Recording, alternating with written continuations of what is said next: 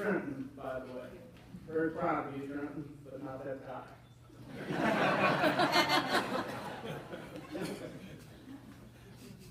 First, congratulations to the inductees, their families and friends.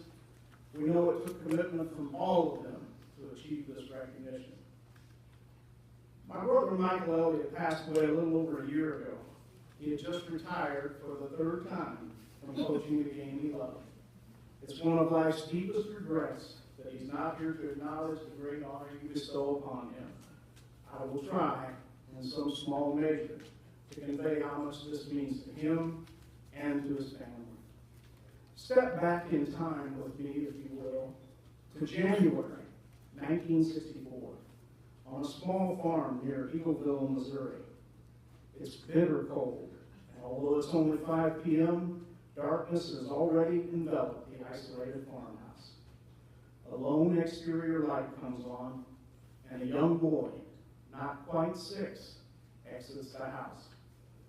He's dressed warm, in warm clothes, boots, gloves, and a scarf across his face that limits his visibility in the frigid night air. He lays down a round object he brought with him, and he grabs the old corn scoop that's sitting next to the door. He methodically starts removing the snow that's gathered on the slab of concrete that he had just cleared the night before. It's a difficult task, but he does not waver. When finished, he retrieves the scarred basketball that he brought with him, turns, and focuses on the old rusty goal standing at the end of the concrete. The silence is broken by the soft swoosh as the ball passes the great net. Until it's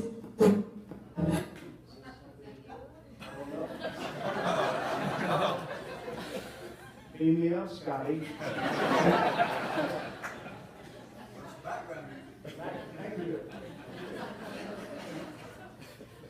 Back to the shot. The ball's just passed through the grade net. Until his mother demands he come in for supper, he continues to shoot and to replay. In fact, with play-by-play commentary of the 1962 state tournament finals, he calls out the names of his North Harrison Shamrocks: Wally Parman, Glenn Harrell, Sam Skinner, Jerry Armstrong. Yes, the same Hall of Fame Jerry Armstrong who embarked on a Division I national championship career with an obscure college called Texas Western. And you may think this story is a fabrication. It is not. It happened. Night after night, a young kid who loved and lived the game of basketball, Mike Elliott. In the interest of complete disclosure, one of the reasons Mike had to scoop snow to play his basketball was because he'd been practicing his ball handling skills inside the house. And after repeated warnings from our mother, he bounced his ball into a cake Mom had decorated for an upcoming event. That ball met a tragic end. He soon had another, and nothing could keep him from his beloved game. It was clear at a young age that Mike excelled at the sport. I was 3 years older, but Michael was much taller and passed me in height at age 2. When I was a senior, he started for us as a freshman, and many thought him older. He often played like it.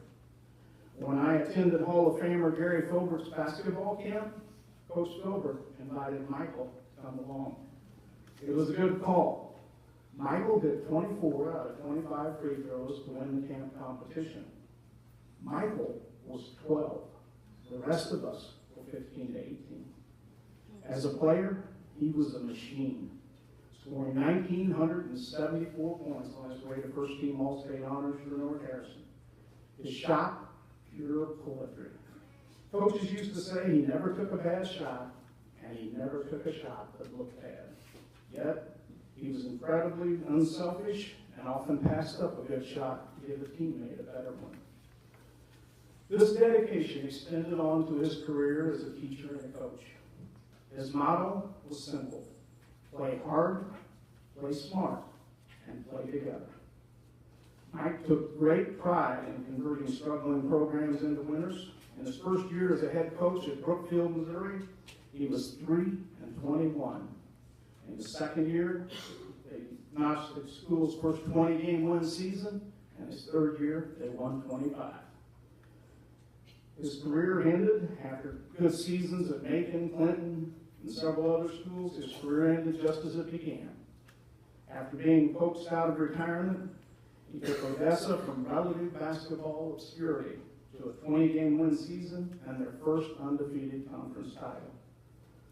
Michael was a disciple of the game, and through clinics, he developed friendship with the likes of Rick Pitino, Bobby Knight, Bob Huggins, and other great coaches. Best known for his motion offense and matchup zone defense, Michael knew with those tools, talent was not a prerequisite to winning. Upon learning of his untimely passing, one of his players posted, "Somewhere in heaven, there's a team learning to execute the motion offense." His players loved him, and he brought out the best in them. Were he here today, Michael would be embarrassed by my bragging and comments.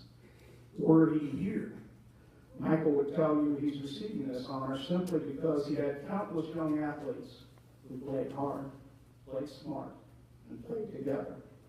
He gave credit for the wins to his players, and he took responsibility for the losses.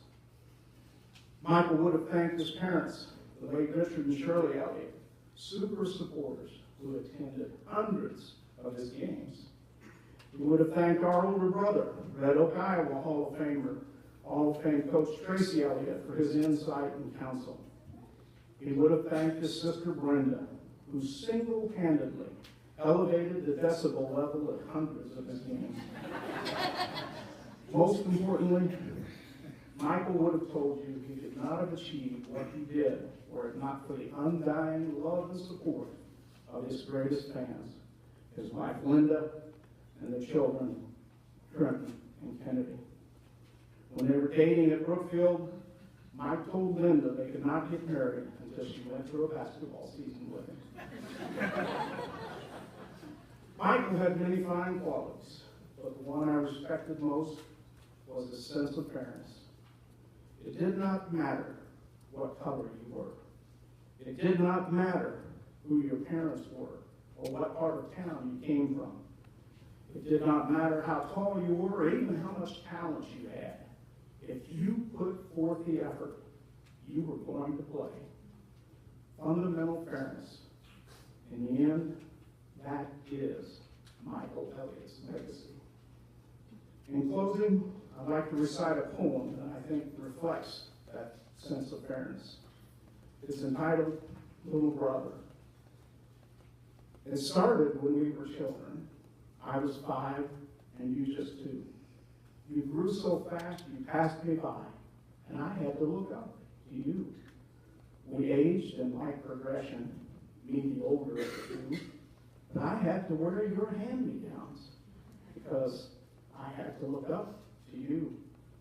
And when we hit the hardwoods, me 5'4", you 6'2", our foes all thought you older because I had to look up to you. And then I watched you ply your trade on the court and at your schools, players tall or short or black or white. They all looked up to you. Now you lie prone in silent sleep, and I tower over you. But I want you and the world to know I will always, always look up to you. On behalf of Michael, his family, and his friends, thank you for this wonderful honor.